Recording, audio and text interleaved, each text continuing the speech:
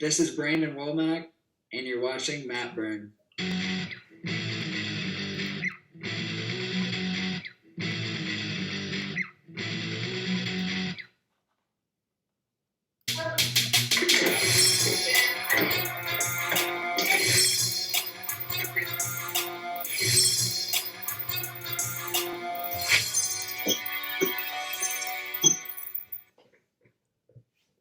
Welcome to Matburn. That was kind of neat watching Greg walk around to that music. So, how you doing, Brandon? We got Brandon Womack as our special guest, six-time Alabama State champ, NCAA Division I All-American, Cornell graduate, and we got Jason Lesueur, and we got Greg Hussey, who's got some camera issues, apparently. We're getting there. The voice of Thompson Wrestling. How are you doing? Thanks for joining us, Brandon, Brandon. on our inaugural kickoff podcast here. I brought in some other people to help back me up and just bombard you with questions. Okay, well, I'll be ready. I'll give it my best shot. All right, I got some embarrassing information from your mom earlier today, which I may or may not use. We're not sure. It's fine. She loves giving out those embarrassing stories, so. Yeah. There was the 4-year-old Brandon who wouldn't stop running on the mat. I got that one, and that's how you got started, apparently. So why don't we start there? You started when you were 4 years old. Yeah. That's a little late, isn't it? I don't know. I thought it was a little early looking back on it. But I mean, at that time, it was perfect for me. My older brother was wrestling, and my parents really couldn't keep me off the mat. I would go to practice to watch them because that's where my mom or dad, whoever could take us that day, was. So instead of staying at home, they would take me with, and I just wanted to be on the wrestling mat, and it was fun. I was terrible, but I enjoyed it, and that's all that really mattered at the time. Is I went out and had some fun, got some anger out or whatever, or energy out, and my mom could bring me home and put me to bed. Your mom said you weren't like the typical kids who were running around like crazy. She said you'd lay down on the edge of the mat and watch all the matches and study them, even when you were little. Yeah, I've always been pretty interested. I try to learn and pay attention to detail and stuff like that. I mean, even when I was younger, I was like always interested in understanding how everything worked, I guess. So you have older brothers? I have one older brother and one younger brother. We're all 5 years apart. So my older brother was born in 90. I was born in 95. And my younger brother was born in 2000. How much wrestling did your older brother do? He wrestled, I think he started at like 7 or 8. He went to state twice. He was one round away from placing. He did it for the fun of it. It wasn't as much of a passion for him. He enjoyed it, but he played baseball, played football, everything else. It just wasn't his thing. I mean, even when I was younger, I would go to wrestling camps or whatever, and he's like, yeah, I don't really want to go. So, he wrestled, and he wasn't bad, but... I took Manny to Cornell one year, which is where I got my Cornell shirt. He went to I think he was in 7th grade when he wrestled there, and he said that Kyle Dake is the most competitive person he had ever met. He was on the team at the time, and they would play Xbox in the dorms, and he would get furious if he lost a game. Is that the Kyle Dake you know?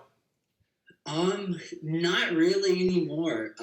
Kyle has changed a lot in a lot of ways. Don't get me wrong, he's competitive. He hates to lose. But I think when I first got to Cornell, that was a little more of the Kyle Dake I knew. What did you learn from him while you were there? I mean, I really learned a lot. Honestly, when I first got there, he was really tough on me. He was really hard. He was very much a wrestler, and he treated us like people treated him, or he thought he needed to be treated, which didn't necessarily work for everybody. Everybody doesn't respond to the same thing. I definitely had some troubles. He was just very blunt and dry, and he'd tell you how it was. But I definitely learned to respect that. He taught me so much while I was there, honestly. And it was mainly this last year or two. He really allowed me to understand things a little better and just, I mean, work on little finite details of wrestling. I mean, it was really interesting just watching him wrestle because he really is. I mean, I guess he hasn't mastered the craft because you're never done. But I mean, he is a very, very special person, and it's awesome to watch him wrestle. It's just it's hard to do anything. He's 3 steps ahead of you in every position. He can let you get in, and you can't really do much. But it's really impressive. His strength, his athletic ability, and just his knowledge of the sport. He's more informed. He puts so much time and energy and effort into it, and he's really, really smart.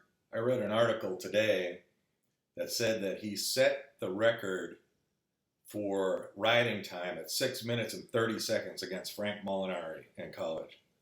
Yeah, Molinaro in the final. Yeah, that's incredible. 6 minutes and 30 seconds on top.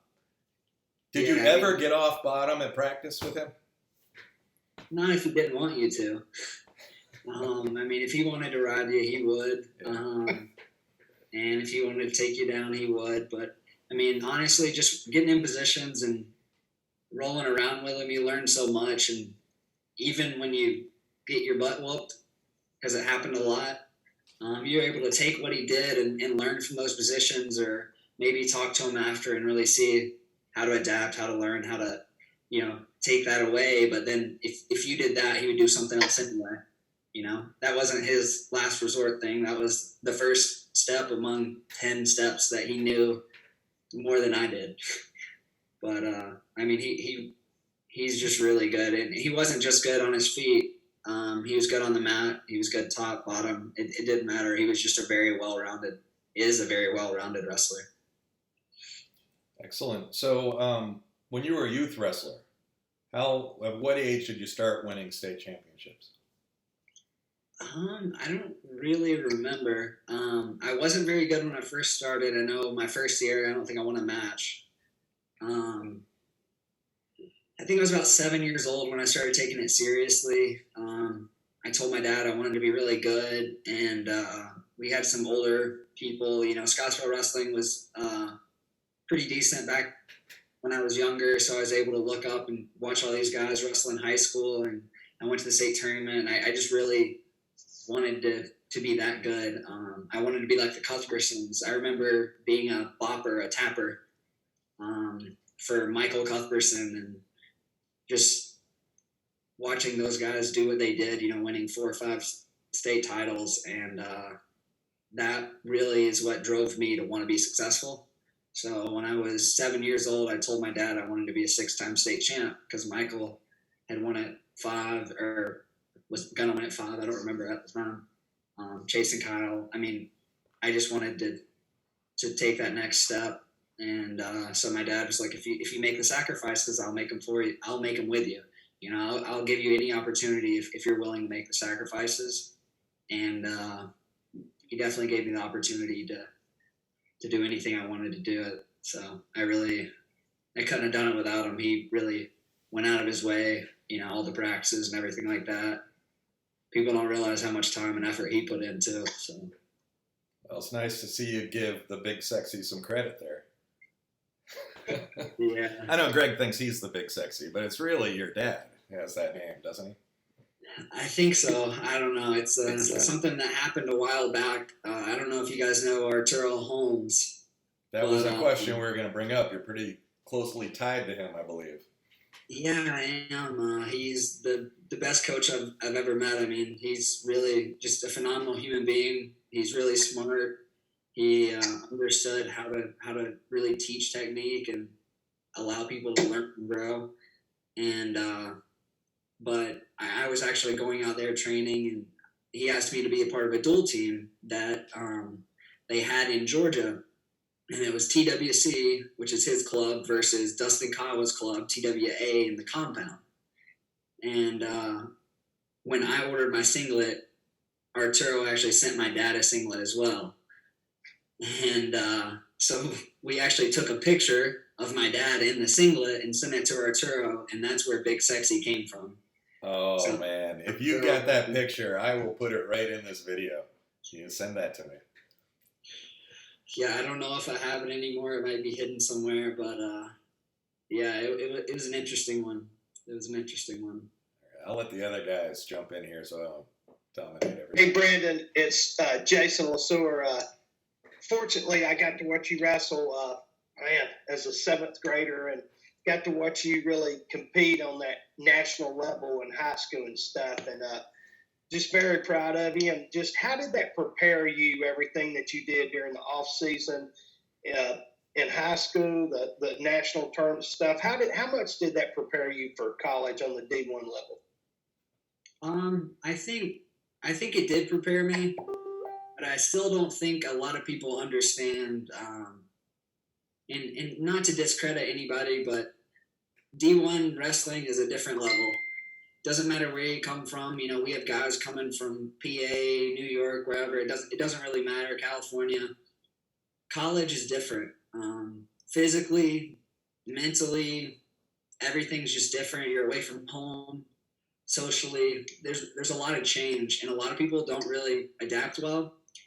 I would say that being able to train, going over to Arturo's in the summer, training with a lot of the guys that, you know, really the last 4 or 5 years that have put Georgia on the map for wrestling, I was able to train with all those guys growing up, and that was really a benefit to me and allowed me to push myself, to better myself, to really grow in wrestling. Another thing, a lot of people give people in Alabama a hard time and stuff because of so many matches and all that stuff, and like as many matches that I had through my career. They're like, you shouldn't have that many matches. Well, that's true, but also to some degree that really allowed me to prepare for college as well. Not directly, but it gave me the experience. You know, you're wrestling outside of your wrestling room. Without going down a rabbit hole, the rules in Alabama really prevent you from practicing outside of your high school wrestling room in a lot of different ways. They kind of stunted the growth to some extent, allowing people to really, you know, wrestle the best people or you know, get the best partners they can to really better themselves. So that was the way that it worked for me. You know, got as many matches as I could. I wrestled in Tennessee and Georgia and got as much experience as I could. So when I did go to those national tournaments, I had the experience. You know, I've been tested, I've been tried, and it really made a difference. Okay, we got to have Greg jump in because he has to run to his father-in-law's birthday party in a minute. Okay. Hey, Brandon, I just got a question for you. I was curious. I've watched you wrestle back in Huntsville at state championships here, and I know it's a big pomp and circumstance, a big whoop-you-do, but how does that compare on the mat at the NCAAs? Can you repeat the last part? You did freeze there for a second. How does that compare to what? Oh, did I break up? Yeah, You did. Try it again. I'm sorry. I was just saying I remember watching you wrestle in Huntsville for state championships and all the circumstance, the pomp, and all that behind it. How did that compare when you stepping on the mat as a freshman at the NCAAs? It really didn't. It really didn't. I think it was probably one of the most surreal moments. You know, it really was a lot to take in. Our coaches do a really good job of kind of prepping you, talking to you. My freshman year, I had an awesome coach. His name was Donnie Vincent. Still in college, was my closest coach. I was with him for 2-3 years before he left. So my redshirt year, I was actually with him as well. But he really prepared me, and Coach Cole really a lot too. Just really to understand and take it all in and not get overwhelmed, because it can be very overwhelming. It can be very emotional. There's nothing like being, I believe it was St. Louis was my freshman year. I'm not 100% sure. But a whole arena completely packed, not a seat in the house. You know, you walk in, and it was cool to see it the day before, but to see it completely packed, people cheering, it really is surreal. They say when you go out there, it's just you on the mat, and that's true, but that's not true before you step on the mat. When you're walking over to take it all in, it's really surreal, but I will say it's awesome too. I mean, to know that we had a whole section of 500, 600, 700 Cornell fans, and you could see them. They all stood up together, all wearing their big reds, their red T-shirts with a big Cornell C on it. It was really cool to look up and see that cheering for you in your corner, really. Wow, that's great. I can only imagine. All right. Hey, Brandon, I was fortunate enough to be there your sophomore year in Missouri when you, placed All-American, beating Valencia there in that, I guess that's called the Blood Rail. That was pretty exciting. I was sitting a couple hundred yards to the left of all the Cornell people, and the first two people I saw was Teresa and Billy Womack. You were wrestling sort of on the far end from all the fans and stuff, and man, it was just it was an awesome time to see you, do that, become All-American, and then get to celebrate with you afterwards. But I think I'm right on this. You tell me if I'm wrong, but you had wrestled Valencia 2 times previously that year, and I think he had won both times, correct? Yeah, he actually, this is a little more embarrassing, but the first time we wrestled, he beat me by 14 points. So he was 1 point away from teching me. It was 19-5. So it wasn't even like I scored a couple takedowns. No, it was pretty bad. He had 2 6-point moves in that match. And I was really frustrated with myself. And then I wrestled him on the backside for 5th and 6th in Vegas. And I was determined. I was like, oh, he just caught me twice, whatever. And I go out there and I shoot and I'm wrestling and I'm not scared, I just go out there and go after him. And he submit mixered me, flying submit mixer, whatever, in the first 30 seconds of the match and pinned me. And that was the first time I'd been pinned since I was 7 years old and Dalton Carroll pinned me in a cradle.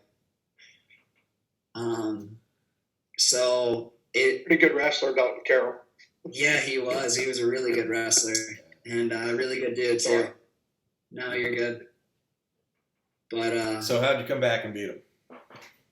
Yeah, and it was really awesome to have that match be my blood round match and everything. And when I lost on the front side, my coach told me, he said, "This is exactly what we want. We have everybody in front of us that we're going to be an All-American. Like, you're going to be an All-American. It's perfect. This is what you want. This is the match you want." And I before that, I actually beat 2 guys that had beat me earlier that year as well. The kid from Edinburgh. I actually pinned him in a Peterson. And then I wrestled one other kid. Maybe it was him and then Valencia. But at least 2 people that had beat me earlier that year. And that was pretty cool to come back and have that. Great. Well, to do that. In a moment, we want to talk about this year and the disappointment with this year. But first, we're going to go to a segment that Greg and I like to call, Are You Smarter Than Brandon Womack? Because Brandon is not only probably the best wrestler to ever come out of Alabama, he's probably the smartest wrestler to come out of Alabama at Cornell. So Greg has prepared some questions, and you're going to be challenged by Jason. So we're going to ask Jason the question first, and then we ask you the question after. And we'll see who gets more right. Okay. All right. I gotta intro the segment. All right. So we're ready. I'm not ready yet. I mean, I guess I agree to this. So All right. I just want a rematch on the mat if I lose this. Okay. Oh, no. I'm joking, Brandon. All right. Okay. Here's our intro music.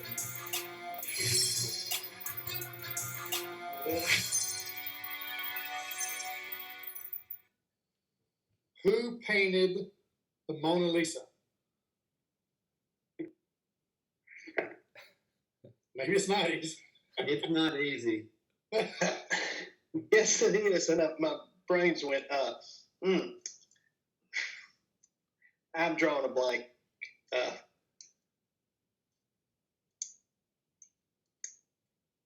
I don't have an answer. This could win it for you, Brandon. Who'd you say? Is it Da Vinci? It's not, right? Ding, ding, ding. Good job. So I don't know much about art either, unfortunately. unfortunately, Jason is not smarter than Brandon Womack in our trivia game, but it was a good try. I think I went in as a pretty big dog, so I'm okay without, Coach. Now, Scotty wanted to ask how many trees are in Toomer's Corner, but I don't know the answer to that. I don't know either, and I am an Auburn fan. I thought you were. That's why I picked it. You guys are rough. All right, Brandon, I've got my own segment, and it's going to be a lot easier, but it's rapid fire, okay? Are you ready? I guess. I got a few questions for you. Just answer first thing comes to your mind, okay? Ready? Okay. Cat or dog? Dog. Favorite meal? Steak. Johnny Cash or 50 cents? Johnny Cash. Dream date? I don't know. A picnic. All right, so we'll end the game segment of this and move back to what's currently in the news is the cancellation of the NCAA championships. And I know that's extremely disappointing as a senior, and that this was your last shot, and you were going to qualify and hopefully All-American again. Just kind of want to get your reaction on it and see what you thought about the NCAA decision to not extend the eligibility. I think for some people, the eligibility side of it really was unfortunate. I mean, there are some people that had an opportunity to be multiple-time All-Americans or whatever, and maybe didn't get to reach that. People that were seniors that were right there that didn't have their shot. Maybe they would have wanted another one. For me, however, I mean, I think they made the right choice as far as canceling it. I think that was the best choice for the health and well-being of all of our families and friends and loved ones and everything like that. I really do believe that was the right decision. How disappointing was it that you had trained so hard and came so close? It was really hard. It's hard to come to terms with. And actually, I was in practice. We have individuals on Thursday, and I was in practice with one of my coaches doing my individual, and it's actually Kyle. And Coach Cole came out and said, "It's over. It's canceled." Ouch. And I mean, we were just talking game planning for nationals. The brackets had came out. We were figuring it all out. We went through my whole practice. I was probably 5 minutes left, and I was heartbroken for real. How were you seated this year? I wasn't seated very good. I didn't wrestle most of the season, but honestly, the draw that I had, I was pretty happy with. I thought my first match was going to be pretty tough. I would have had Jordan Cutler from Lehigh. But if I could have won that one, I would have had a very reasonable path to make it to the semis. Excellent. I just got a note from Zoom that they've extended the 40-minute time limit. So that's Okay. Excellent. We can keep going. All right, well, guys, I got to drop. I got to run to my father-in-law's birthday, but Brandon, was great seeing you. Good luck in your future, buddy. Thank you very much. I do appreciate it. See you, Greg. Bye, Greg. Thanks. Okay, so Hey, Brandon, go ahead. I've got a question for you that I always wanted to know. What other schools did you schools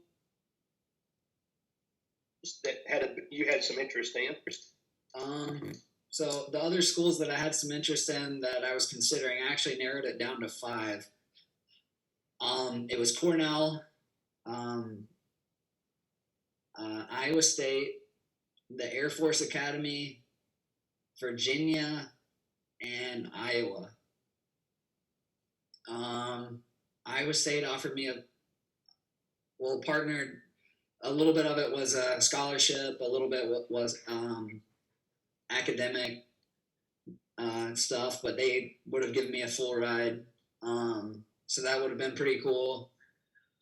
And the Air Force Academy I was actually considering for a while, but I wasn't really sure I was ready to commit myself to that.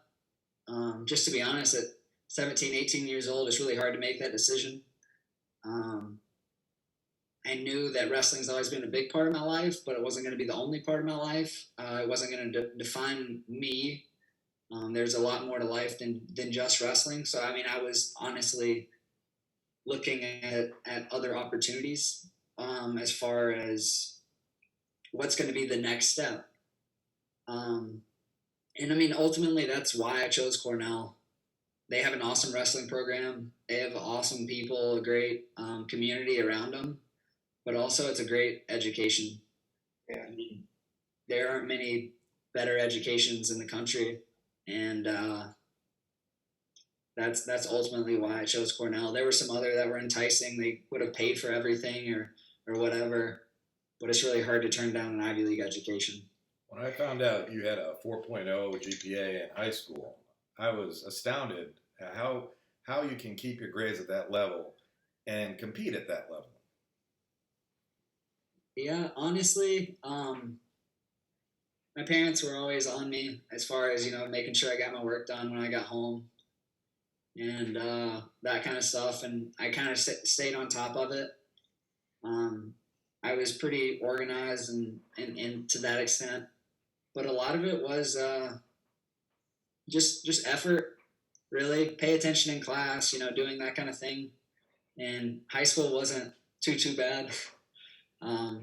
College was definitely a different story. There was a huge adjustment once I got there. But I've done all right in college as well. I think I am hopefully going to end up with about a 3.2. So it's not too bad. Your mom told me you have a job lined up already. What are you going to be doing? I'm actually moving down to Tennessee. I'm going to be working right over the border in Kentucky with a hemp company called Vertical Wellness.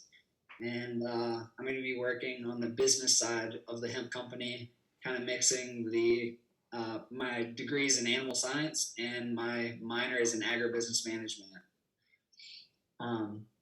So it's kind of a mix of the two. A lot of the hemp products, the CBD products that they're going to be making are going to be used for animal products, animal feed, different things to try and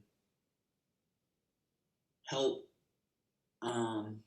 like domestic animals, or I guess like pets, but also help feedlot animals and stuff like that because they have a lot of issues with inflammation, etc. So a lot of different CBD products have been seen to be possibly useful in those areas, and I think I can kind of bring a lot to the table when it comes to meshing those two together. So I'm really interested, really excited.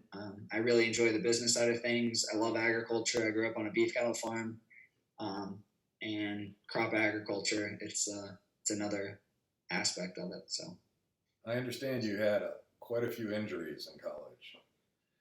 Yeah, more than I would have liked, for sure.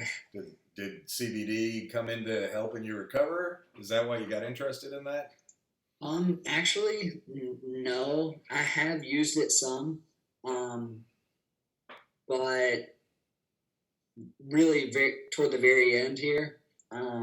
Really, how I came interested in it is I wasn't really sure what I wanted to do after graduation.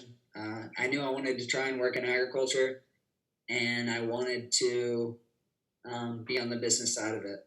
So when I was like looking into the different industries and different things that I would be interested in, I was kind of looking on the beef side of things, like animal side of things, and I was actually looking at the growth potential and stuff like that, seeing what kind of markets are going to expand, what kind of opportunities out there.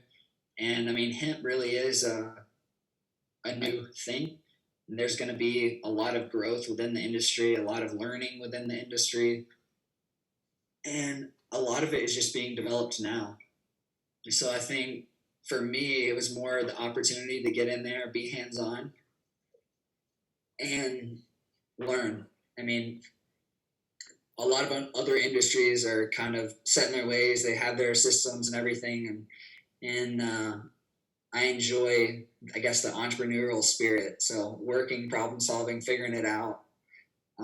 So I was really excited when I came across this opportunity. I think it's going to be an awesome opportunity down the road, and the market's going to continue to grow, and there's going to be more opportunity as we learn more about it and understand it more. Yeah, well, nobody here doubts that you're going to be successful. You know, we know you put your mind to something, you'll get it done. I want And to, Brandon, go ahead. I'm sorry, Scott. Brandon, I got a question while we're going into that, what your future holds and your entrepreneurial spirits and business and the background you come from with the cattle farm and your dad and stuff. How do you see the sport of wrestling, everything that you've put into it? How do you see that impacting the rest of your life? It's kind of interesting. I had some success early in college, and it's not that I wasn't successful after, but I didn't really reach my goals.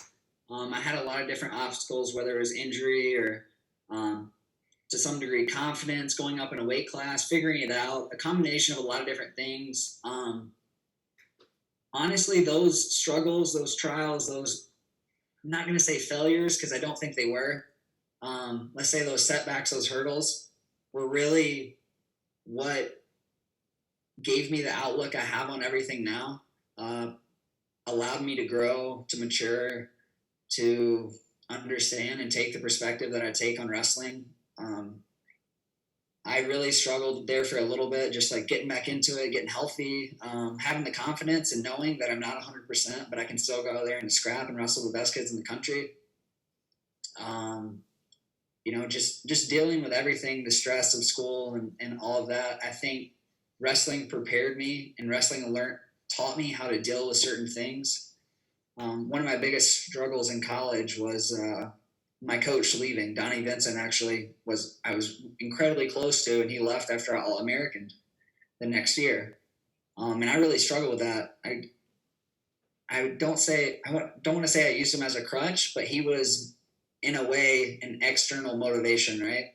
He always helped me, drove me to the right thing, and I've always had that my whole life with my dad, with my coaches, or whoever it may be. And for the first time in my life, I had to do it on my own. And it's not that I didn't want to be successful, but sometimes it's hard to be positive, to know that someone's there believing in you, and it allows you to believe in yourself. So really just like learning, taking that and knowing that you can do anything you set your mind to. I mean, my dad always told me, he said, you can stand on your head for that long, or whatever it was, whatever I talked to him about. I'm like, I don't even know if I can make it. He's like, oh, you can stand on your head for that long, son. Like, you can do anything you set your mind to. Just set your mind to it. And it's kind of interesting. It doesn't make sense maybe to everyone, but it clicked for me.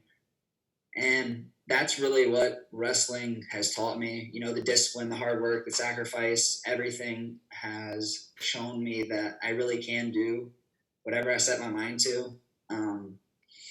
Also, really just learning that there is no failure as long as you keep trying. You only fail when you quit. Yep. As long as you keep trying, keep learning, keep getting better, growing, and you're learning something from every experience you have, it's beneficial. So, I mean, I definitely had some trials, struggles, some that I don't even necessarily like to talk about, as far as, the mental side of things, the physical side of things, and just overcoming all of that. But it allowed me to grow and deal with it and manage it and become a better person on the other side of it. I know what it's like. I know what it's like to be in the bottom of where I felt like I disappointed everyone. I know, like, now that's not really what it seems like, but at one point that's how I felt, that I disappointed everyone, that I wasn't living up to expectations. And these were expectations I put on myself because that's the expectation I held myself to. But all of that was like a struggle for me, and I definitely learned a lot from that. But I would say overall, the sport of wrestling teaches you more than I think any other sport. I played baseball, I played football. There's other sports out there that are definitely hard, but it teaches you discipline. It teaches you hard work. It teaches you so much that you don't really even understand until you're done. Brandon, I've heard other people say this, and I know you'd agree with me, but I wrestled very little, very unsuccessful, but that year and a half meant a lot to me. And I've had a lot of people just tell me that, you'll look back no matter how successful you were in high school, college, whatever, and you'll remember those tough times. And that will get you through, that will push you through. Just like you said, it teaches us as long as we don't quit, we're not failing. And we're just marching, up that hill. So, man, thank you for answering that. I know I threw you a tough one, but I appreciate that. Yeah, that was a good question. One thing that's always fascinated me are superstar athletes, whether they're superstars in high school or college, and then they finally get to a level where they don't win all the time. And how hard is that for someone who never loses to suddenly struggle to win? And how do some people overcome that? How did you overcome that? Or other people might crumble if they've never gone through that adversity at a lower level. Yeah, I think honestly for me, I can speak from my experience, and I can tell you, I guess, a little after and what I think in general it kind of takes. But from my experience, what allowed me to have some success in college, after having a lot of success in high school, was the support system I had around me. Don't get me wrong, I put in a lot of work. I made a lot of sacrifices. I did a lot of it. But without the support system I had around me, without my family, without my coaches, without those people that I know, no matter what, believed in me, thought I was the best person in the country, thought I should have been a national champion, I could have been a national champion, whatever, I wouldn't have been as successful as I am. There's a saying, fake it till you make it. And I don't necessarily completely agree with it, but to some degree, it's kind of true in the sense that if you don't even believe you can do it, it's going to be really hard to achieve something. And if you fake it long enough, you might just believe it. So I think for me personally, it was my dad, it was my coaches once I got to Cornell that really fostered growth, kept me accountable, allowed me to continue to learn, to get better, challenged me every day, whatever it was, and believed in me. For me, that was very important. And I think every athlete is different. But for me, if I had people that believed in me more than I knew I believed in myself, it gave me a sense of confidence and security. How valuable was that transition year at the Finger Lakes Club that you did before you started? Well, it was probably the most valuable year. I made a lot of awesome relationships. I struggled a lot. I grew a lot. I learned a lot. Physically, I matured a lot. So in other schools, you can redshirt. With the Ivy League, you can't. So taking that gap year really allowed me to get used to being away from home, get used to academics, get used to the physical workload of wrestling. My coach was actually Cam Simaz, and he's a Cornell alum, and he coached the Finger Lakes Club the year I was there. And more than anything, he taught me that it's going to be hard. Nothing in this sport really is easy. You're going to hurt. You're going to struggle, but that's how you get better. And really that's what you have to do. You have to come in every day and know that it's going to be a struggle. It's going to be a fight. When you go in there with your teammates, they're not going to want to let you win, and you don't want to let them win. So you're going to scrap, but you have to come in there every day with a positive outlook, a positive mentality. He used to always have these little exercises that we'd do, and he would give us options. He'd always give us options, but it was like, you can either do 3 sprints or you can do, I remember him saying we could do 10 headstand push-ups, as a group, or we could go and hang on the wall and do all these different things. And we had to do it for a certain amount of time. He would always give us options, and we would always try to take the harder way out for the first quarter of it. I say harder way out. It was the easier way, it seemed, because we didn't want to do those sprints, or we didn't want to do that run, or we didn't want to do that conditioning. And he would give us something else. But once we felt that, we had to do it anyway. So little things like that, yeah. He really allowed me to be more mentally tough, to grow and believe in yourself. But also when you go through an experience where you don't think you can make it anymore, literally blood, sweat, and tears with a group of people, you develop a relationship with that group of people. You develop a bond with that group of people that they've all been through the same thing. You have respect for each other, appreciation for each other, and it definitely taught me a lot. Hey, Brandon, I got a question from you. I was fortunate enough to bring Sam Latona and my son Dylan up there, at our churros. And the only reason I could get Dylan to go because Sam wanted to go, and Sam wanted to go because you were there. Have you ever met another coach that coaches from a ladder? No, I've not. I've not. He definitely has an interesting way, and I think the only reason he had the ladder was because he wanted to sit up there and kick it, because that's the way he could make noises after his door broke. Yeah. He had a door for a while and everything, but yeah, he's an interesting guy because he definitely sits back and he'll watch, but he's so intricate with everything he teaches, the way he expresses, shows you everything, and everything is about all the details. He used to always tell me something, and it's very, very true, and I've actually passed it along to some of the younger guys on our team and said similar things. But the difference between a good wrestler and a great wrestler are all the little details. It's the little things. It's not that much. You put in a lot of work. You both put in a lot of work. To be a good wrestler, it takes a lot of work. But to be a great wrestler, it takes a lot of work and discipline, organization, time, thought, whatever it may be. It takes a little more. And it's just being specific on those things and paying attention and just being detail-oriented and everything. I wasn't around him very long, but the few times I was around him, instantly, he was one of those guys that you just kind of fell in love with. And the way he was coaching y'all, he not only poured into y'all on the mat, but off the mat. Just somebody here he's never met, and I'm standing next to your dad. And, you're right. And talking about people that helped you get there, your parents, but Arturo's a very, very special coach and even a person. He's and a unique, sharp dresser. Do what, Scott? He's a sharp dresser too.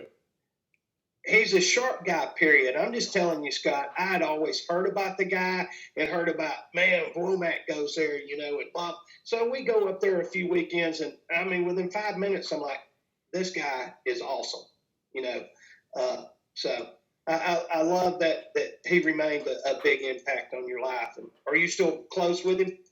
I am. I actually talked to him here a week or so ago. Just about everything. And, after it was all said and done, when we were on the phone, he said, you made it. He said, you're done. He said, you made it through college. And he said, there's so many that don't. And we actually talked a little bit about how a lot of parents and a lot of kids in high school don't really understand that it's a struggle. A lot of people, they want to be good, but they're not willing to make those sacrifices. And it's hard if you're not. I've seen some really, really good, top-rated athletes come out of high school and struggle in college. And you see it all the time, and they end up dropping out. They end up, not wrestling or whatever. And that's really why. Is the harder part the academics or the wrestling or the partying for these kids coming out of Alabama? Say that one more time. Is the hardest part for these kids who aren't successful? Is it the academics? Is it the wrestling, or is it the partying that's causing them the problems? I guess I wasn't necessarily talking about Alabama. I was talking about like countrywide. I actually don't know. I would say for guys that I know of coming out of Alabama, it's just a combination of all. I wouldn't say any of them are necessarily like just crazy partying. I don't think it's not too much freedom all at once, not having that supervision anymore and no one telling you what to do. I think that could come into play. And I think a lot of it really is just having that accountability on yourself. Just for kids in general, they struggle with being responsible, doing it yourself, not having your parents to drive you to this or do that, or, tell you need to do your homework. And a lot of people, I would say at Cornell, like from my team, they have trouble their first year because there's more of a workload, but you also have way more freedom. So you don't necessarily have to do it, right? If you don't do it, no one else is going to get hurt by it but you. Before it other people were involved in that process. A lot of college professors don't really care, but if your grades are struggling, it affects your wrestling as well. It affects your growth, your time management, your organization. I would say one of the biggest things that you have to learn as a Division I athlete in general is time management skills that you don't have to know as much in high school because you don't really think about it, but your whole day is planned out. You have school from 8 to 3, and then you have practice after, and then you come home and you do homework, you eat dinner, and you kind of go about your day.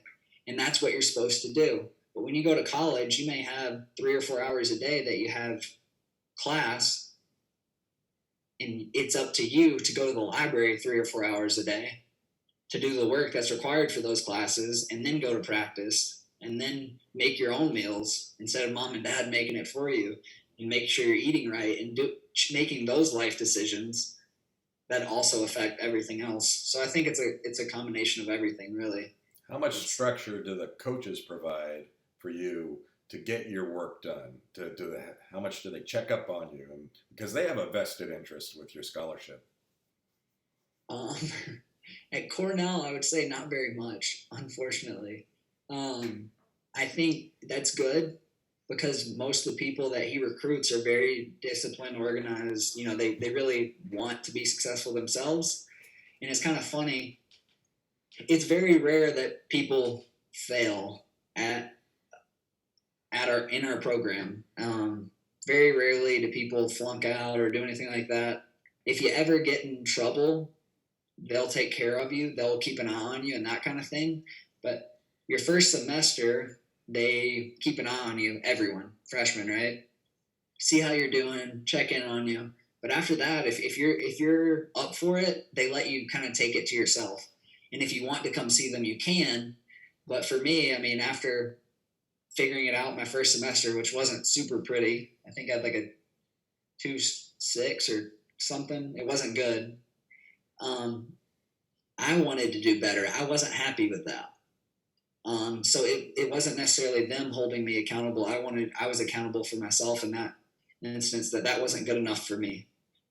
And so I put in the work, I put in the time, I learned how to be more organized and manage my time because that's really the difference between getting a C plus and getting a B plus, really. How does it feel to be in an environment where everybody's brilliant? It's kind of overwhelming at first. I'm an animal science major, so most of the people in my classes are pre-vet, and I'm spending 20 hours a week wrestling, right? Well, they're spending 20 hours a week studying, that I just literally can't. And they're trying to get A pluses in every class. And I mean, when you're talking about a class that might be curved, you're taking chemistry or orgo or whatever, you want that curve. If you're me, you're like, man, if I, hopefully the average is a little lower and they'll bump me up. But that was really never the case. So you really had to bust your tail and figure it out with everyone else that's doing so well. But I would say Cornell professors expect a lot out of you as well and expect your effort really more than anything. As long as you're putting in effort, you're showing, they'll help you. But yeah, it's definitely overwhelming at first to realize that everyone is incredibly, incredibly smart at Cornell. Hey, Brandon, I've got a couple more simple wrestling questions. Like I said, following you all these years and stuff, but do you remember wrestling Bo Nickel? I do. Okay. As a spectator, as a Brandon Womack fan watching that match, and it was pretty close. I think it was like 8-4, right? Yeah. 8-3 maybe. How did y'all mesh? Because I don't really I wouldn't label you as a funky wrestler, although I know that you've got that stuff, that Standard Peterson, the Granbys, you've got that different stuff, that you used. How did you wrestle with Bo Nichols so well? Because to me, watching you and rooting for you, man, that match was still in the balance there. Yeah, I don't remember the exact score. I think it was, I want to say I was down 6-2, and then I took him down at the end, and it was 6-4 maybe. It could have been 8-4, but I remember feeling like I was right there, but he was slick. It wasn't really fun. He was slick. It was a very weird feeling, especially like the first time he took me down. I was kind of like, oh, it really kind of shocked me. And that was when he was a freshman and I was a frog, and he was redshirting, and I was doing Finger Lakes program. But yeah, it was definitely really interesting to feel him, because he was really long and lanky, and I was still a small guy that year. I wrestled 174, but I shouldn't have been. And I just didn't have the physical mass yet. I was still a little kid. I didn't really hit full maturity, I guess, for like as my muscles and my body until I was almost 20.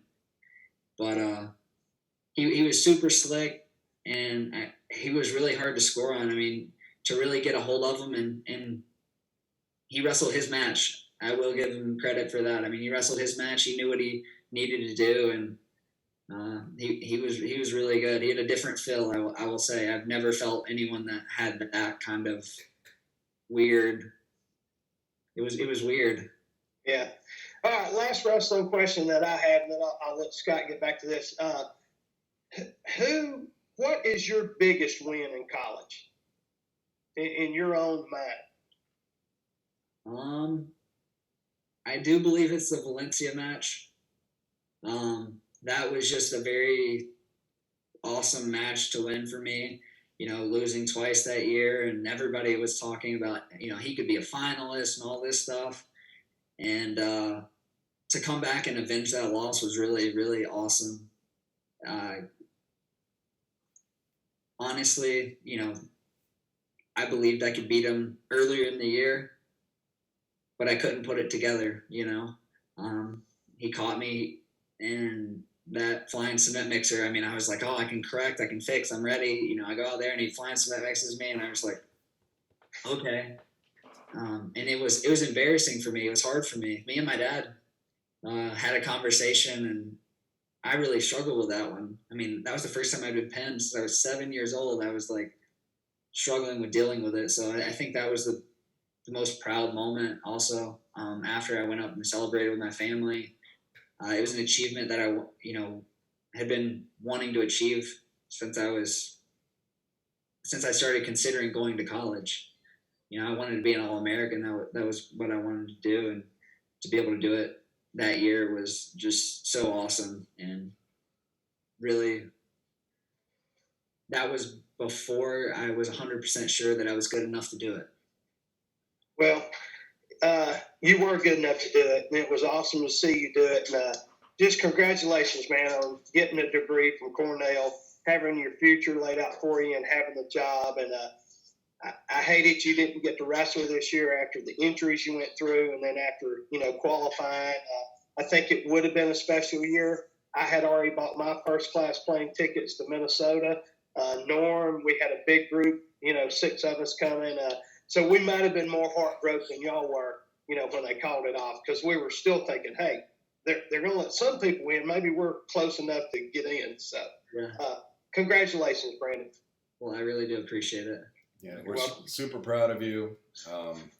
It's nice to have some wrestling talk when we're all sequestered in our houses and no one can get out and wrestle. So we really appreciate you spending some time with us. Hopefully this will give people their wrestling fix for the next week or so. And if you were to give a young kid advice on how to be the next Brandon Womack, what would you tell them?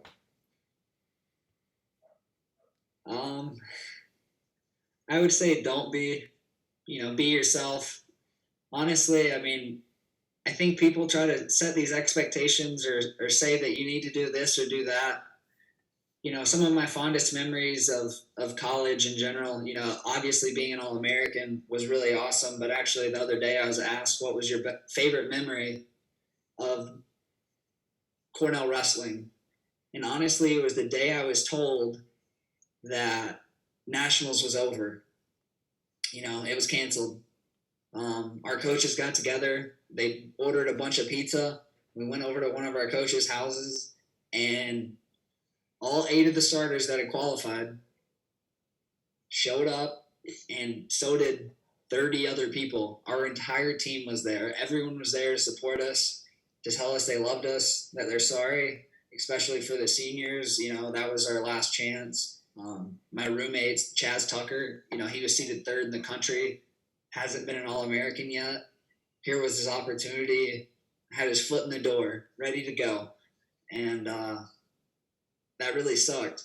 But really, the friendships and everything that I've built over the years have really made it what it is for me. I would say there is a lot more to life than wrestling, but wrestling is what got me where I am. I guess the one thing, kind of go to circle back to what you were actually asking, I'll answer it a little more direct.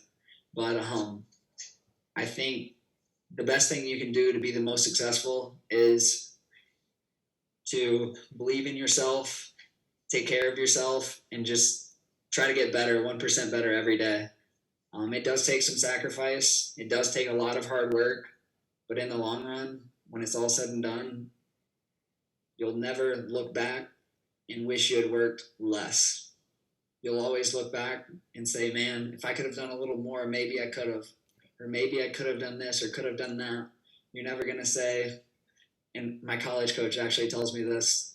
He tells all his freshmen this. But he says, you'll never look back and say, I wish I worked less. I wish I partied more. Really, when you look back, you wish, you put in a little more work, made a couple more sacrifices, and that's great advice. I tell my kids that. I told our middle school kids that I coached this year. And, if we could all go back and do it again, I'm sure you'd be a national champion if you could go back and do it again. Yeah, I had a handful of injuries that really put an interesting little damper, and honestly, for me, it was battling back from those with confidence. That was the struggle for me for whatever reason. It's hard to believe in yourself to your fullest capability when you don't feel like you can go 100%. But that's really what wrestling is. It's about wrestling through the adversity, wrestling through the challenges, not being 100%, but you still got to get up and go to work every day,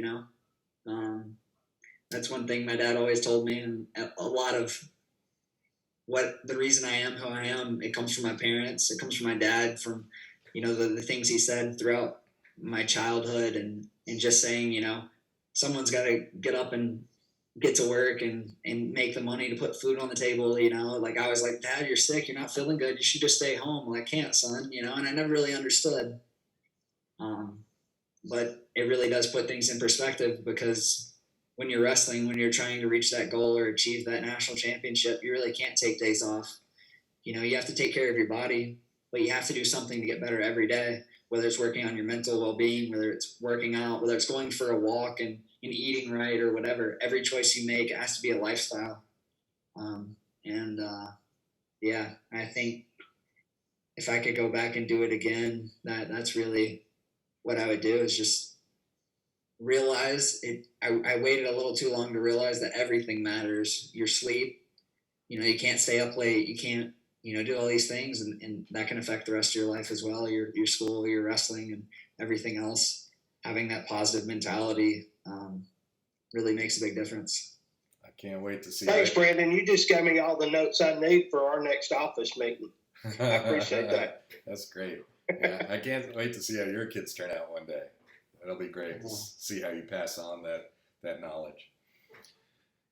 Well, thanks again for joining us. I hope you'll come back. Really appreciate you helping us kick this off.